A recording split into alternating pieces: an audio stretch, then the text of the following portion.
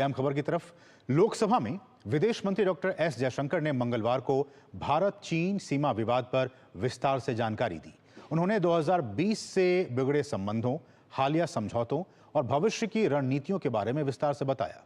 जयशंकर ने यह साफ किया कि भारत चीन संबंधों को सामान्य बनाने के लिए सीमा पर शांति और स्थिरता बहुत जरूरी है।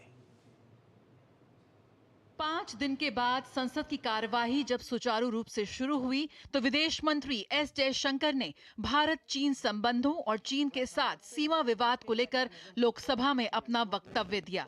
विदेश मंत्री ने एलएसी की मौजूदा स्थिति और चीन के साथ रिश्तों को लेकर कहा कि संबंध अब कुछ सुधार की दिशा में आगे बढ़ रहे हैं।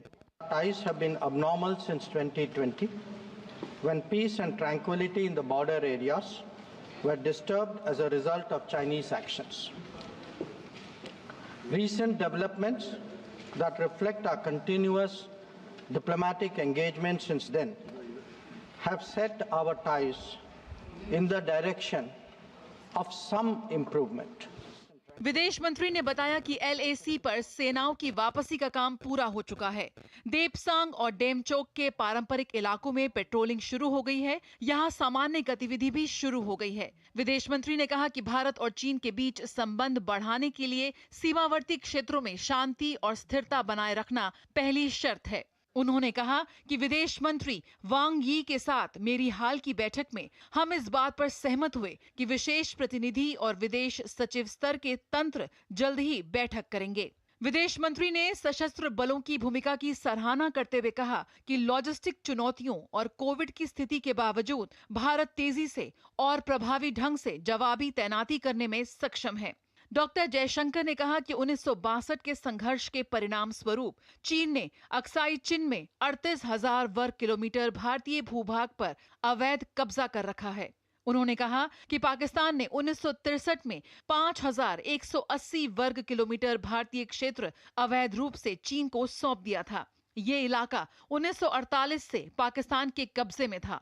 We are clear that the maintenance of peace and tranquility in border areas is a prerequisite for the development of our ties. In the coming days, we will be discussing both de-escalation as well as effective management of our activities in the border areas. The conclusion of the disengagement phase now allows us to consider other aspects of our bilateral engagement in a calibrated manner, keeping our national security interests first and foremost. गौरतलब है कि 21 अक्टूबर को भारत ने चीन के साथ सीमा समझौते पर पहुंचने की घोषणा की थी, जिससे लंबे समय से चले आ रहे गतिरोध समाप्त होने की शुरुआत हुई। अगले दिन समझौते की पुष्टि करते हुए चीन ने कहा था कि वह समझौते की शर्तों को लागू करने के लिए भारत के साथ मिलकर काम करेगा।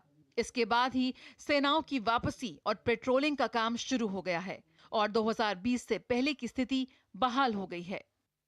पार्लियामेंट टीम के साथ ब्यूरो रिपोर्ट, डीडी न्यूज।